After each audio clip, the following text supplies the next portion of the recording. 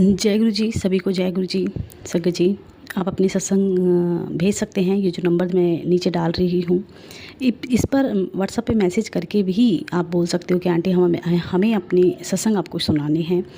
या तो आप सत्संग सुना सकते हो या बोल कर भी भेज सकते हो। और जिनको लाइव करना है कि आंटी हम लाइव टुगेदर करेंगे, मेरे साथ बैठकर लाइव गुरु जी के सत्संग आप सुनाना चाहते हो, अपनी जर्नी सुनाना चाहते हो, तो वो भी सुना सकते हो। लेकिन उसके लिए आपको व्हाट्सएप पे एक मैसेज डालना होगा कि आंटी मुझे लाइव करना है। जय गुरु जी। संगत जी, हम गुरु जी के सत्संग जितनी बार सुनते हैं, हमें महसूस होता है कि परमात्मा स्वयं धरती पर आकर हमारा कल्याण कर रहे हैं। क्योंकि शायद उस परमात्मा के अलावा हमारा कोई है भी नहीं जिसे हमारी फ़िक्र हो। जब हम तकलीफ़ में होते हैं, दुनिया से टूटे हुए बिखरे हुए होते हैं, हर रिश्तों से हम थक चुके होते हैं, हर इंसान से हम धोखा खा चुके हो, तो हमें लगता है कि अब सिर्फ़ और सिर्फ परमात्मा ही हमारा है। और जब हम पूर्ण रूप से उसके ऊपर सरेंडर करके सब चीज़ें छोड़कर उनसे बोलते हैं कि बस अब आप संभालो।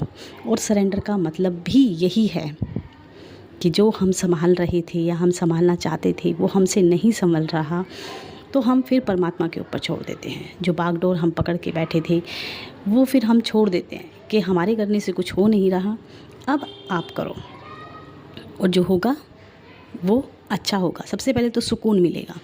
जब हम छोड़ देते हैं ना सब चीज़ें, तो एक सुकून मिलता है कि अब जो होना है वो उस रब की मर्ज़ी से होना है। हमने तो जितने हाथ पैर मारने थे मार लिए, हम जो कर सकते थे हमने कर लिया। और ये सरेंडर हम जब करते हैं संगत जी, जब हमें लगता है कि अब कुछ नहीं होना, और शायद हम अगर पहले ही सरेंडर करके अपनी लाइफ को जीते, जो कि अब सीखते हैं कि गुरुजी ने कहा सरेंडर करो, तो हम सरेंडर करना सीख रहे हैं। लेकिन काफ़ी समय जो बीत गया, काश जब पता होता कि सरेंडर करके इतना आनंद, इतना सुकून मिलता है, तो जो जीवन चला गया ना उसको हम बहुत खुश होकर जी लेते। आज दो सत्संग बड़े प्यारे संगत जी मैं आपको सुनाने वाली हूँ। एक आंटी का सत्संग है जो कि उनकी लाइफ से रिलेट है। तो सबसे पहले शुरू करते हैं। गुरु जी का बहुत बहुत शुक्राना है, इतने प्यारे प्यारे सत्संग हमें देते हैं। संगत जी, आंटी जो एक बुटीक पर काम करती थी, रोज़ की रूटीन है कि बुटीक पे जाती हैं। अचानक उनकी जॉब छूट जाती है और वो किसी और बुटीक पे काम करने लगती हैं।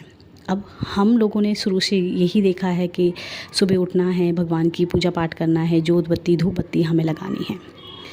आंटी को बड़ा अजीब लगता जब उस बुटीक पे वो एक गुरुजी का स्वरूप देखती, पर उनको ये नहीं पता था कि ये गुरुजी हैं, कौन गुरुजी हैं, इनको मानते हैं क्या है, वो सब कुछ उनको नहीं पता था, क्योंकि वो बुटीक पे काम करती थी और भी लोग थे जो काम करते थे। तो आंटी को बड़ा अजीब लगता था कि कोई पूजा पाठ नहीं करता है यहाँ पे, कोई धूप बत्ती जोत बत्ती कुछ होती ही नहीं है। जैसे हम लोगों का एक होता है ना, सुबह शुरुआत होती है इस तरीके से, तो बड़ा अजीब लगता था।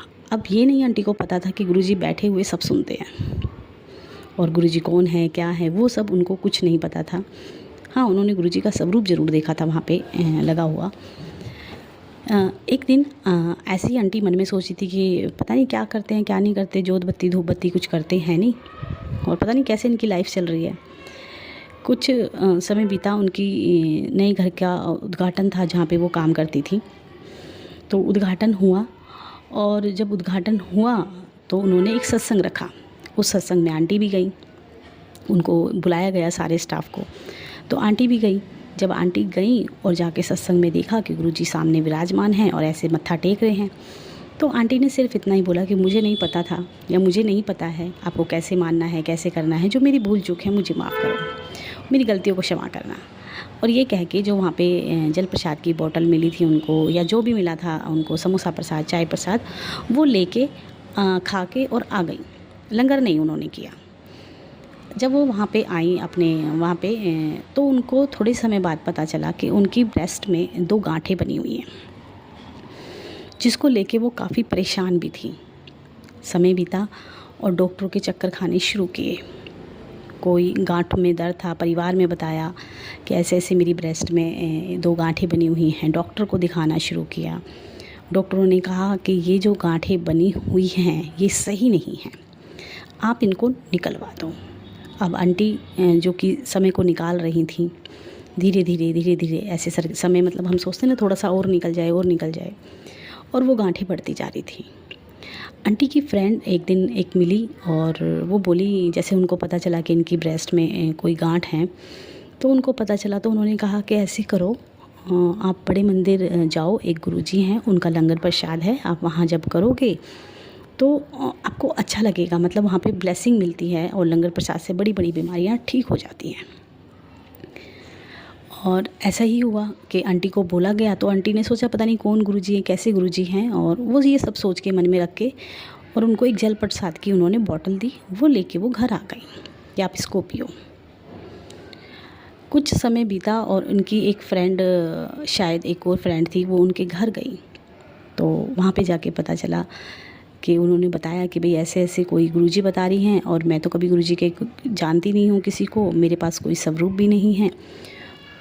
तो संगत जी ऐसा हुआ कि उन आंटी ने उनके हाथ में लाके स्वरूप रख दिया कि ले ये रहा गुरुजी का स्वरूप। तो बोली तू भी मानती है? बोली हाँ मैं भी मानती हूँ। इस तरीके से पहली बार गुरुजी का स्वरूप आंटी के घर में आया और उनको कोई विधि विधान कुछ पता नहीं था, उन्होंने स्वरूप लगा दिया। अब स्वरूप लगा और जिन आंटी ने पहली बार उन्हें लंगर प्रसाद के बारे में बताया था, तो उन्होंने ये भी बताया था कि यूट्यूब पे इनके सत्संग आते हैं, अगर तुम सत्संग सुनोगे तो ब्लेस हो जाओगे, या सत्संग सुनने से बहुत बड़े बड़े कष्ट कट जाते हैं। आंटी ने जब यूट्यूब खोला, स्वरूप मिलने से पहले यूट्यूब खोला और जब सत्संग सुनने शुरू किए तो पता चला अरे ये तो वही गुरुजी हैं जो शॉप में हमारे में स्वरूप लगा हुआ है और जिनके सत्संग में मैं गई थी। तो वो रो पड़ी कि मुझे तो पता ही नहीं था कि ये वही है जहाँ मैं काम करती हूँ, जिनका स्वरूप है या जिनके सत्संग में गई थी। तो वो रो पड़ी ये सोचकर कि मुझे पहले पता होता तो मैं लंगर करके आती, मैं तो सत्संग में भी गई थी। उन्होंने अपनी फ्रेंड को ये सारी बात बताई कि मैं तो इनके सत्संग में भी गई थी। तो उन आंटी ने यही कहा कि तू तो पहले से ही ब्लेस है, तुझे तो गुरुजी ने पहले से ही चुन लिया। अब घर में स्वरूप भी आ गया गुरुजी की मर्ज़ी से। अब जैसे हम स्वरूप रखते हैं या हम किसी भगवान को रखते हैं या तो पूजा पाठ करते हैं। आंटी ने अपनी फ्रेंड को फ़ोन किया और पूछा कि भाई जब मतलब भगवान को भोग लगाते हैं, जैसे हम लड्डू गोपाल को रखते हैं, विराजमान करते हैं, तो हम मिश्री वगैरह ये सब भोग लगाते हैं, तो गुरुजी को क्या भोग लगाते हैं? बोली मुझे तो नहीं पता। बोली पर एक संगत है, मैं उनसे पूछती हूँ, उनको सब कुछ पता है क्योंकि उन्होंने घर में गुरुजी को विराजमान किया है। अब उससे पहले ही जैसे ही उन्होंने फ़ोन रखा, थोड़ी देर बाद ही उनके घर में से कड़े प्रसाद की खुशबू आने लगी। अब जब खुशबू आने लगी चारों तरफ से, उन्होंने बच्चों से पूछा कि तुम्हें खुशबू आ रही है? तो बच्चे बोले हाँ।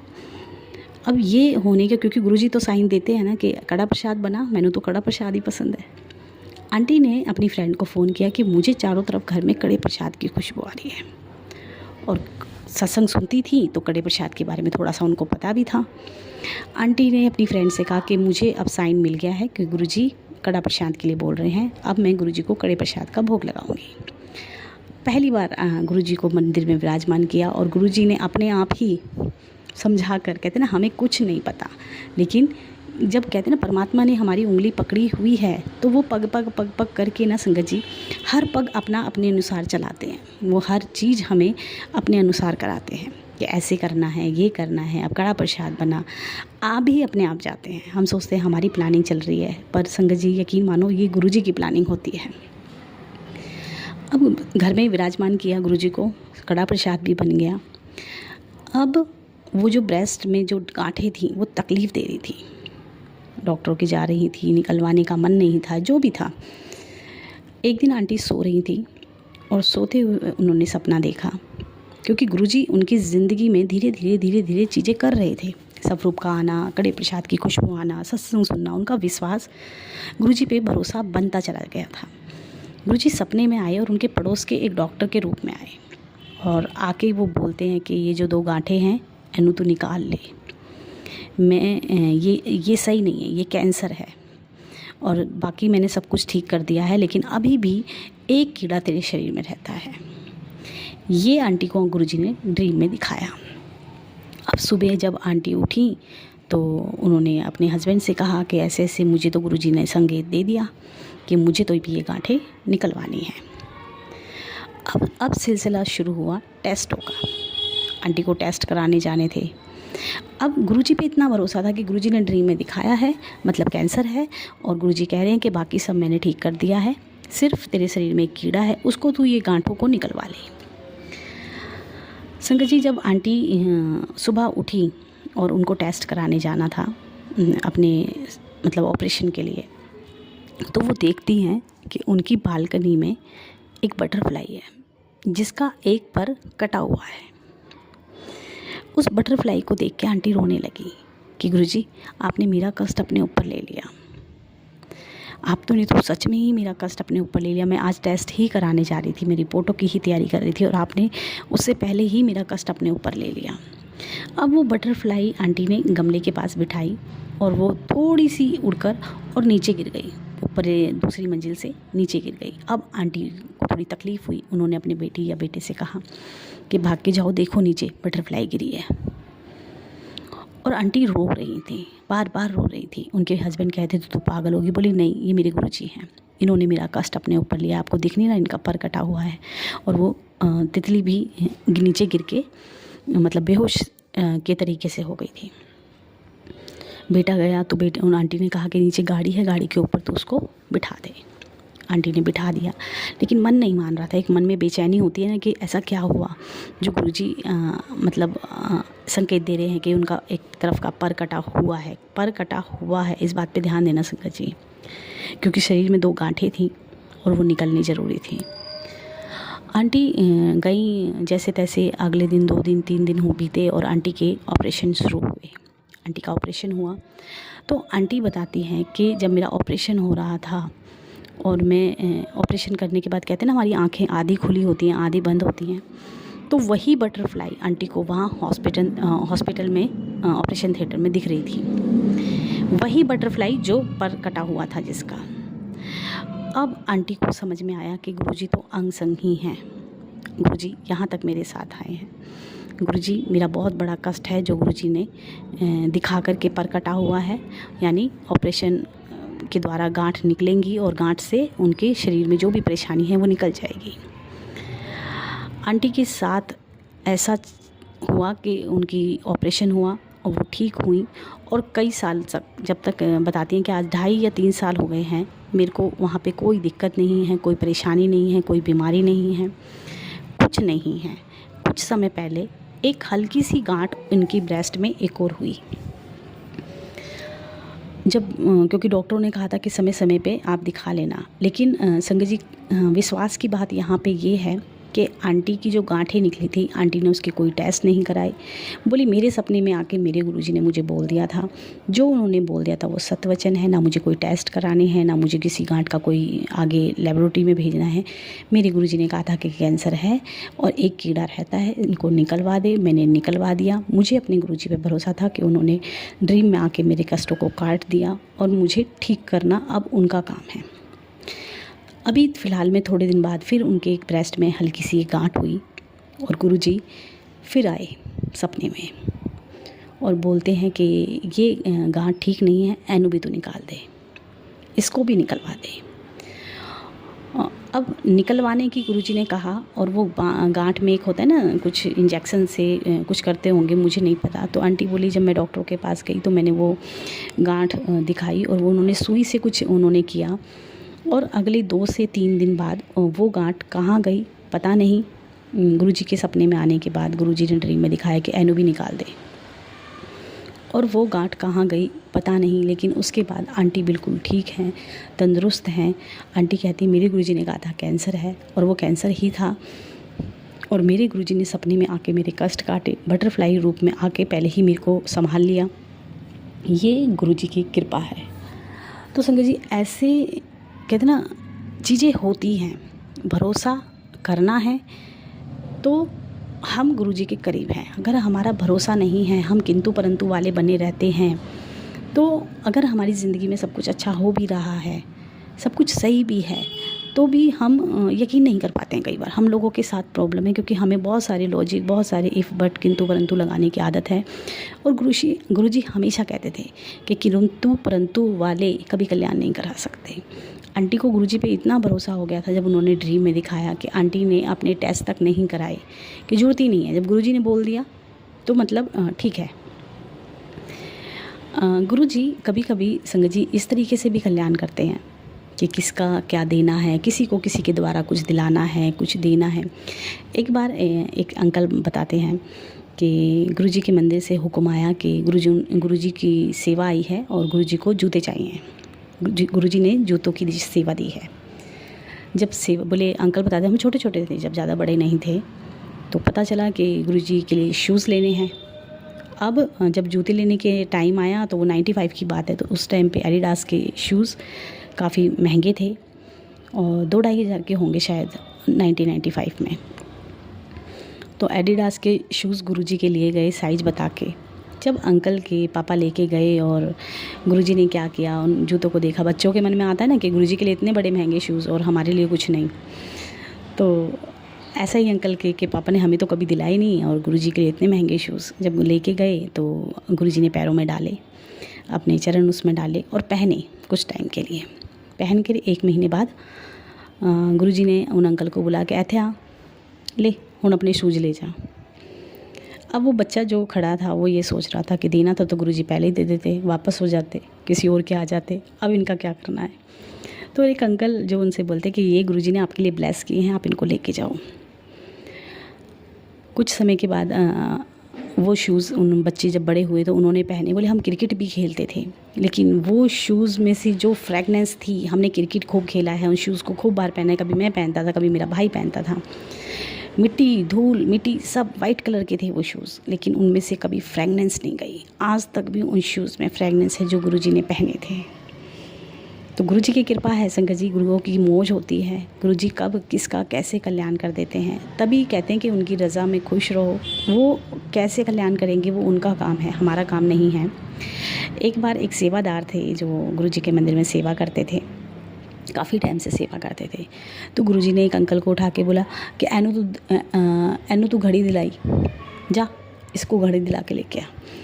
जब वो घड़ी दिलाने गए तो जाती सेवादार ने वो घड़ी उन अंकल के चुनने से पहले कि ये वाली घड़ी मुझे दिला दो, मुझे ये घड़ी चाहिए। जबकि गुरुजी ने ये नहीं कहा था कि ये वाली लेनी है कि वो वाली लेनी, उन्होंने ये कहा था कि तू इसको घड़ी दिला दे। और इत्तेफाक से जो घड़ी ली वो काफ़ी महंगी उन्होंने पसंद करी, और उन अंकल ने ये सोच के कि गुरुजी के आगे है, इन्होंने मांगी है, जो इनको पसंद आ रही है इनको दिला देते हैं। गुरुजी ने जाते ही पूछा कि भाई ले आया घड़ी? बोला हाँ गुरुजी, मैनू ये पसंद आई। गुरुजी बोले जा तेरी छुट्टी हो गई और तेनू अब कोई सेवा नहीं करनी। तो गुरुजी ऐसे कल्याण करते हैं, किसके द्वारा, किसका कैसे, क्या देकर क्या लेकर। तो कभी किसी को देने का मौका मिले और गुरुजी की आज्ञा होना, तो कभी नहीं सोचना संगत जी कि हम दें या नहीं दें। वो सब चीज़ें गुरुजी के भरोसे। जब गुरुजी को दिलवाना होता है तो आपका ही कोई कर्म, कहते थे तो अनु कुछ नहीं समझ में आना, मैं किसका क्या लौटा रहा हूँ, किसको क्या दिलवा रहा हूँ, किसको क्या देना है, किसका क्या चुकता कराना है, वो सब मेरे ऊपर छੱਡ दो। गुरुजी ऐसे ही कल्याण करते हैं और करते हैं, करते रहेंगे, क्योंकि वो आए ही हम लोगों का कल्याण करने के लिए। कहते हैं हम कीचड़ में पड़े हुए हैं संगत जी, गुरुजी धरती पे आए अपने बच्चों का कल्याण करने के लिए, और उन्होंने कोई काउंटिंग डिसाइड नहीं की कि बस इतनों का ही कल्याण करना है। गुरुजी करते गए। और मैं मतलब बता रहा हूँ, जैसे कि समाधि दिवस का टाइम चल रहा है, अभी 31 मई को समाधि दिवस है। तो जब गुरुजी को एम्स हॉस्पिटल में लेकर जाया गया संगत जी, तो उस टाइम पे गुरुजी का जब हम बताते हैं कि अटैक आया था, तो जब गुरुजी एडमिट हुए हॉस्पिटल में, तो बताते हैं उस रात जितने भी पेशेंट थे वो सब ठीक हो गए थे। गुरुजी हॉस्पिटल भी जाकर बहुत सारी संगत का कल्याण किया था उन्होंने उस दिन। जो गुरुजी उसके बाद जब चोला छोड़ के गए, तो संगत जी प्लीज़ इन चीज़ों को समझो कि परमात्मा धरती पे उस रूप में नहीं आते हैं जिस रूप में हम पोस्टर देखते हैं, हम फिल्मों में देखते हैं। अगर उन रूपों में आ जाएं तो फिर तो हम पकड़ ही लेंगे भगवान को कि अरे आप तो वही हो। वो हर जन्म में हर रूप बदल के आते हैं। गुरुजी इसीलिए कहते थे कि मैनू वैसे नहीं देखो, मेरे रूप को, मेरे रंग को, मेरे उसको नहीं पकड़ के बैठो, सिर्फ ये समझो कि मैं तुम्हारा कल्याण करने के लिए एक जोत विच आया हूँ और सदा आपके साथ ही रहने वाला हूँ। और हमेशा, इसीलिए तो गुरुजी ने सहाय का शब्द जोड़ा है कि हमेशा मतलब सहाय, मतलब सहायता तो वही करेंगे ना जो आपके अंग संग होंगे, जो होंगे। जो नहीं होगा वो सहाय कहाँ से होगा।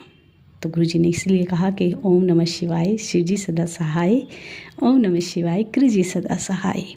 तो सहाय रहेंगे, हमेशा रहेंगे। आप उनके सिमरन में रहिए, वो आपके सहाय रहेंगे। जय गुरु जी, शुक्राना गुरु जी।